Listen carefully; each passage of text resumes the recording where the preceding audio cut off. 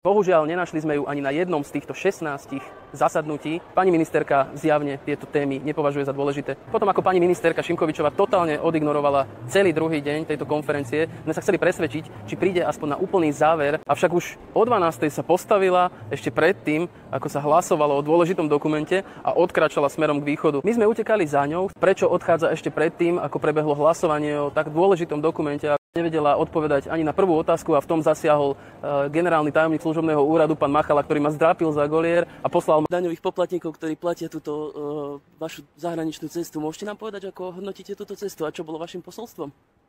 Zapísať... Počkajte, ale odkiaľ ste, z akých novín ste? Ja som zástupca všetkých daňových poplatníkov, ktorí platia túto vašu luxusnú pracovnú cestu. Len sa chcem opýtať, že...